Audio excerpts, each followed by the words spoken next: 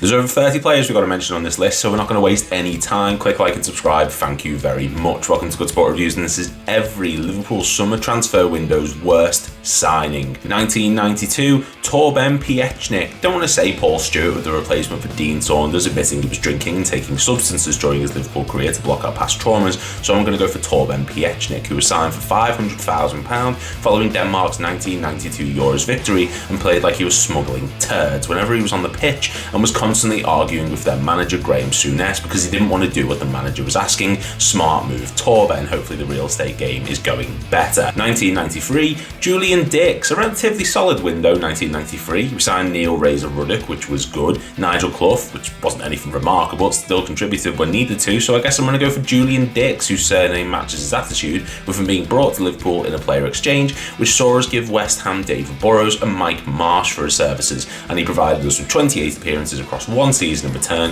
with them being accompanied by a poor attitude and weight problem, which saw manager Roy Evans throw him out the door quicker than a pie went into Julian's mouth. 1994, Michael Stensgaard. Mark Kennedy would have been a good shout, with the club spending a then British transfer record fee for a teenager of £1.5 million, with him only going on to make 21 appearances in 3 years for the Reds, but at least he turned up for work. Michael Stensgaard was signed for an admittedly small fee of £30,000, but never played for the club because he, no joke, got injured setting up an ironing board and required surgery as a result of this, meaning he never once made it into the Liverpool side in almost 2 years. Someone needs to get the ironing board into their back line because I think he might be tougher than Harry Maguire. 1995, Stephen Pears. A bloody good window the summer of 95, and I sure as shit aren't going to put Stan Collymore or Jason McAteer on this list, so I guess the honour goes to Stephen Pears, the man who was signed to replace the man who got his arse kicked by a kitchen appliance and went on to make the same number of appearances. At least he was free, I guess. 1996, Nicky Rizzo. Only 2 players qualify as being signed by the air quotes summer period for Liverpool,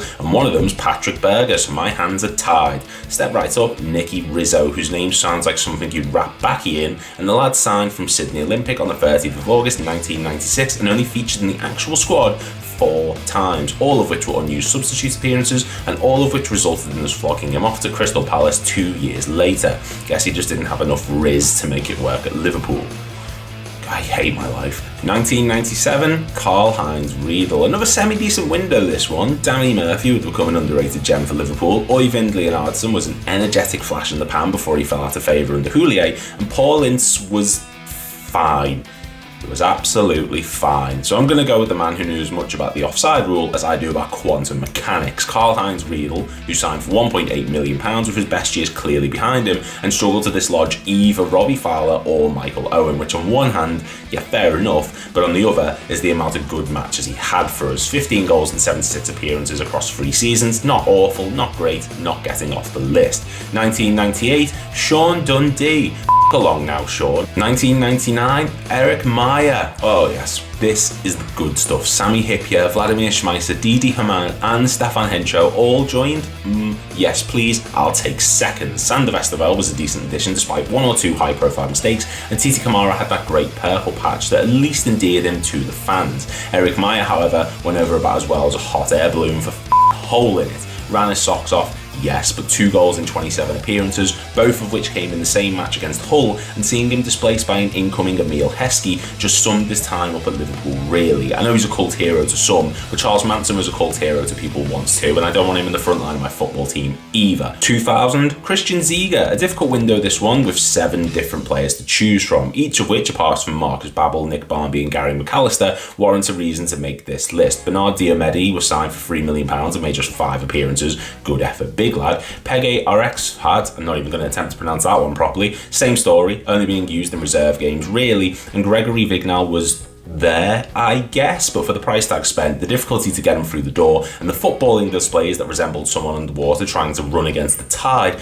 I'm going with Christian Ziege, who cost us £5.5 million, plus an extra £20,000 for the illegal approach we made for him. And before you say, yes, he was in the treble-winning side, but so was Rigobert Song, and nah. 2001, Chris Kirkland. A pretty unremarkable one though, this one for the Reds. I mean, we did sign a muscular calf muscle at left back who would kick a ball so hard you would change your birthday, John Arisa, you are the best. And we also signed Jerzy Dudek, who wasn't the most reliable keeper on the planet, with a few mistakes, but he also won us the 2005 Champions League final, so, swings and Istanbul roundabouts, I guess. So I guess it falls on Chris Kirkland, who was far from awful and was a solid deputy, but was the Alisson of his time in terms of the number of injuries he suffered, and seeing him hot potato from the bench into the starting lineup and back, like your dad going into your mum before he looks at her and thinks, nah, sod that. Also, Kirkland costs more than Dudek, and that's just bloody mental. 2002, El Hadji Diouf. You'll be hard-pressed to find any successful transfers during the 2002 summer window, but you'll be hard-pressed to find one crapper than El Hadji Diouf. Also, Bruno Cheru, Salif Diao, Patrice Rouzy, all pretty pants. But El Hadji Diouf was like we signed Mario Balotelli from an alternate dimension, hairstyle and inability to score goals included. He cost us £10 million, off with that, and he scored 6 goals in 2 seasons, all of which came in the first, 2 of which came in the first match, and he was more well known for protecting his anger and bodily fluids at fans more than celebrating in front of them after scoring. And if you twisted that sentence, then that's on you. 2003, Anthony Le Tallec. A difficult window to look back on this one, with Steve Finnan being the only real amazing player to come out of this period of transfer time. Harry Kewell was slightly in my mind from being an example of over-promising and under-delivering, despite winning the 2005 Champions League and 2006 FA Cup with the Reds. But I'm going to go with Anthony Le Tallec, who arrived the same day as fellow teenage prospect Florent Sinamar Pangoye, and much like his compatriot, just couldn't find a way into the side, from being frustrated at a lack of game time under Gerard Houllier and finding it impossible to get into Rafa's side upon his return from loan spells. A hard choice, but at least Pangoye scored important goals during the 2004-05 Champions League campaign. 2004, Josemi. Another great window this, with Xabi Alonso and Luis Garcia signing on the same day during the window, and Djibril Cissé being another player poached by Liverpool from the French league during the mid-2000s. A close second place for Antonio Nunez, who was ravaged by injuries during his time at the club, but at least he scored against Chelsea and only cost 1.5 million. Josemi, on the other hand, cost 2 million, didn't score against Chelsea, and was most well known for his time at Liverpool by the fact that he's in the pictures of Gerrard lifting the Champions League title instead of Jamie Carragher, something which I'm sure he's moved on from by now.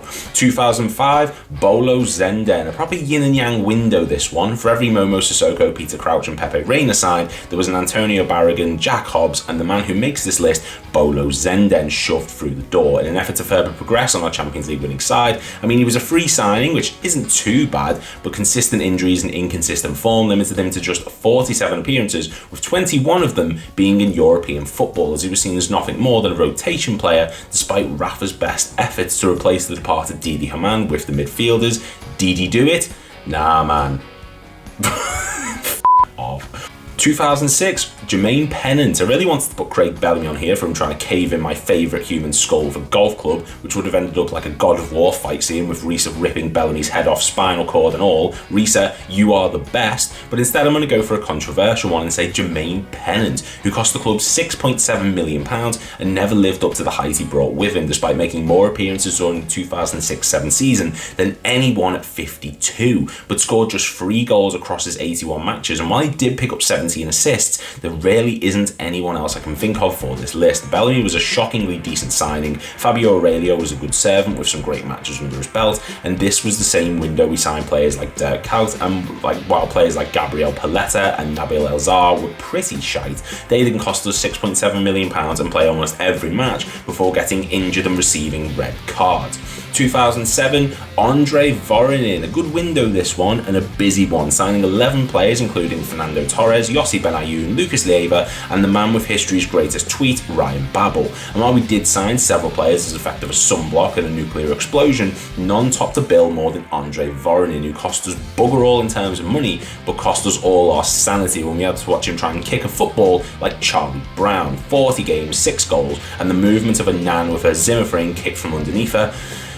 Moving along now, 2008, Robbie Keane. Plenty to pick from, including Andrea Desena, David Ngog and Diego Cavalieri, but at least they were backup players who didn't cost us £19 million and moved back to their former club after 6 months for less money than we bought them for. I mean, what more can I say? Weren't keen on signing him, he wasn't keen on staying. Wordplay at its finest. 2009, Alberto Aquilani. Oh God, we've started to reach the dark times of Liverpool's transfer policy, with only 3 signings being made this window, and all of them being utter dick pickles, with Kyrgios starting off great and fading quicker than someone after a Thanos snap, Glenn Johnson, who possessed the defensive resilience of a what's-it, and the man of the moment, Alberto Aquilani, who was signed to replace the departing Xabi Alonso for £17 million, only replacing his spot on the treatment table, constantly injured and never justifying close to the money spent on him.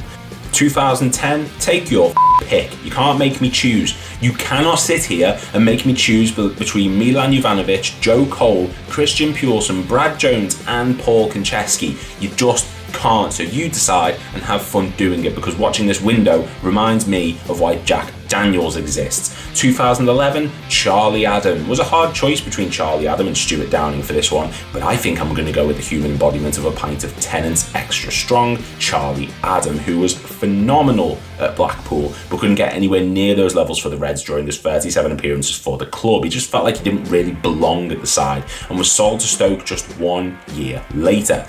2012, Usama Asaidi. Another piss-poor window this one, barring Joe Allen, and even then there wasn't solid goal brilliant. Fabio Borini was another great shout, but he was behind Daniel Sturridge and Luis Suarez in the pecking order. Usama Asaidi was competing against Stuart Downing Suso and an 18-year-old Raheem Sterling who hadn't found his form yet, and he still couldn't get into the side. Says it all, really. 12 appearances, 1 assist. Moving on. 2013, Iago Aspas. When you're remembered more for an awful corner than being a goal scorer as a striker, you need to have a long, hard look at yourself. Only played 15 times during his time at Liverpool, following his £7 million move from Celta Vigo, and he only featured once in Liverpool's last 9 league matches that season. One of the worst strikers we've ever had.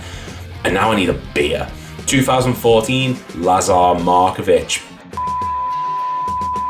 Off and take Mario with you. 2015, Adam Bogdan. Look, Christian Benteke was pretty pants, but at least he scored 10 goals and had the bicycle kick at Old Trafford. Adam Bogdan was signed as a backup goalkeeper and played like he had one hand, which he might as well have, because he was just as shite with 2, and the mistake against Watford just confirmed that. Also, this window saw us sign Joe Gomez, James Milner and Roberto Firmino, so I'm not picking any of them. Danny Ings was pretty bad, but he had horrific injuries which kept him out. Nathaniel Klein was alright and wasn't at fault for too many awful mistakes, and if you think Benteke should be on this list, comment down below, but off he popped Bogdan back to Bolton. 2016, Loris Karius. Look, I don't want to rip into Karius too much. I understand the hypocrisy I'm giving off of saying that Bogdan deserved grief for mistakes and not wanting to do it for Karius, but he received death threats following the 2018 Champions League final, and that's just not okay. Doesn't excuse the Bournemouth errors though. Nothing ever will. 2017, Dominic Solanke. The windows are getting good and also difficult to choose from. Alex Oxlade-Chamberlain, Andrew Robertson and Mo Salah arrived this summer, so by process of elimination, it's Dominic Solanke who signed for £4 million, scored 1 goal all season and was flogged for £19 million 1 year later. Not a bad bit of business, but doesn't make his on-field displays any better. 2018, Naby Keita. When we signed Naby Keita, it was so exciting, with him being viewed as a great Jurgen Klopp signing, but essentially we paid £53 million for a walking pulled muscle who, despite scoring the occasional wonder goal, had about 1 good game in every 10 bad ones. Left on a free as well, just for an extra kick in the shaft. 2019, Sepp van den Berg. Say what you want about Adrian, but he won us a Super Cup and filled in for an injured Alisson during the early matches of our title-winning season to great success. Sepp van den Berg was loan fodder and only played 4 times before being sold for £30 million. Once again, Michael Edwards is the Alan Sugar of football, because how he negotiated this deal, I will never know. 2020, Thiago Alcantara. I'm not going to apologise for this one.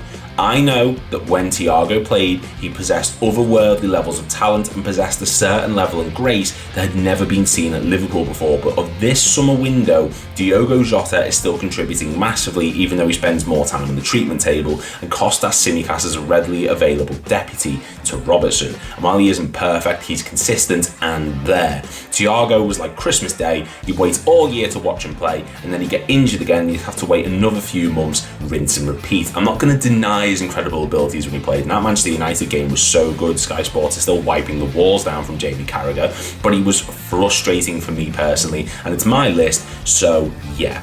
2021, Ibrahima Konate. We only signed 1 player in the 21 window, and that was Ibu, which makes him both the best and worst signing Well done, Ibu. 2020, Arthur Melo. Calvin Ramsey signed this window, and he played 93 minutes in almost 3 years. Fabio Carvalho signed, won as the Newcastle match, and was frozen out of the squad before being sold, and both of them contributed more than Arthur Melo did during this year-long loan spell at Liverpool, where he played just 18 minutes, cost us a high amount in wages, and will go down as the worst loan signing in Premier League history. Hooray! 2023, Wataru Endo. This hurt, but the other 3 players we signed, Alexis McAllister, Ryan Gravenberch and Dominic Szoboszlai, have all become regular starters, while Endo has been relegated to the bench this season. He's a good player, and I love how committed to a tackle he is in a sort of old-school defensive midfielder callback, but he is still technically the worst. And 2024, Giorgio Mamardashvili. Got no criticism for this one. He hasn't arrived yet after being loaned back to Valencia for the season, and the only other signing we made that season was Federico Chiesa, who somewhat endeared himself to the fans despite his injuries and lack of game time, but at least he scored against Accrington Stanley, the peak of success. And that's the list. Let me know what you think down below. Please make sure to click like and subscribe, and I'll see you all next time.